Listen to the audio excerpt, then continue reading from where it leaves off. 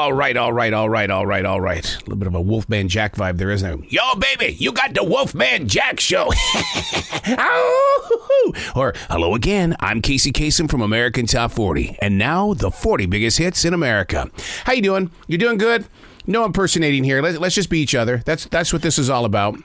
You know, a thought entered my soul early this morning. Multiple times during my daily writing, I have mentioned something about the future reader. Dear future reader. Addressing them in a way of being present in their moment of what is right now. And then I realized, and I hope I'm not crossing the line here, but aren't all books, including the Bible, written for and presented to travelers beyond our time? As a writer, the experience of putting thoughts and visions onto a page is like stepping free from reality to locate the language that connects the future with its own conversations.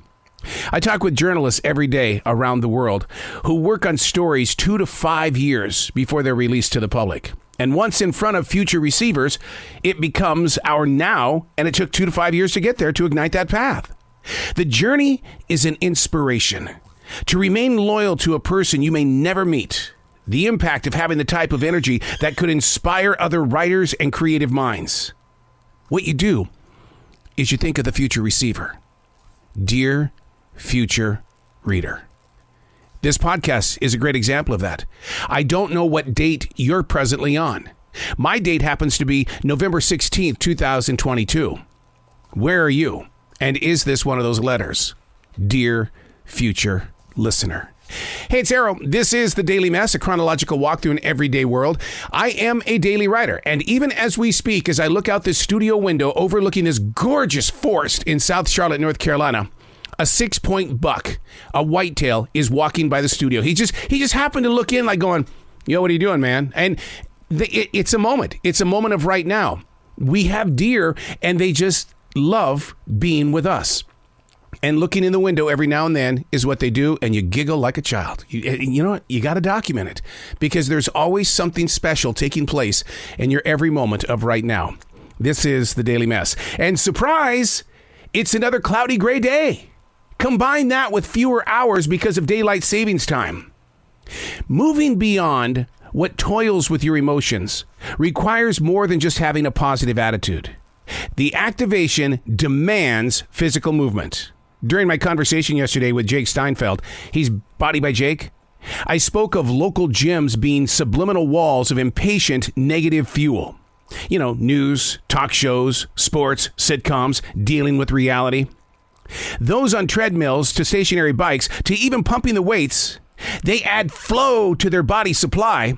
But the thing is, though, is that their minds are being fed with CNN, Fox News, Maurey Povich, and whatever else is going to bring content into their system of choice.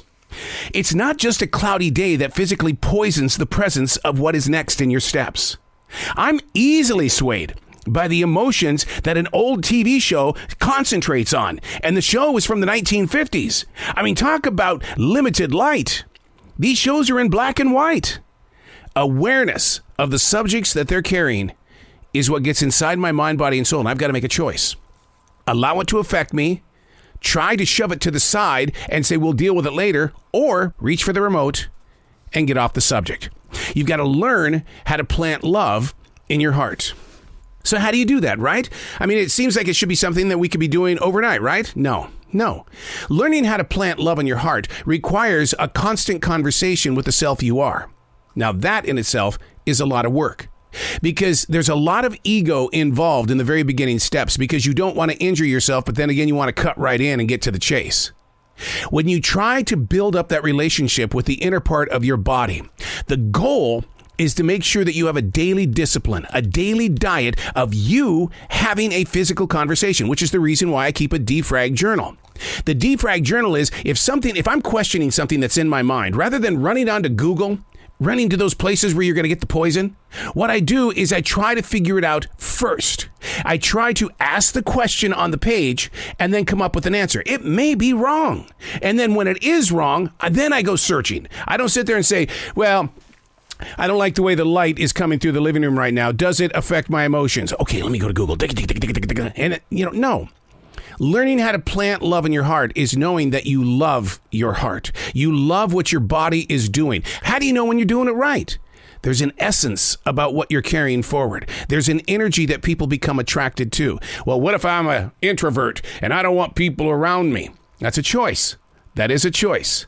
Because I'm going to give you one of the greatest people on the planet when it comes to being an introvert of sorts. Somebody who was very shy. They would have been very, very, very happy to stay on a farm raising horses and dogs. But no, that all changed.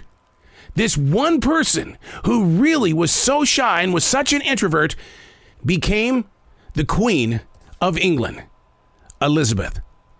So shy, and yet she was so giving to the rest of the planet. Planting love in your heart starts with a conversation with yourself.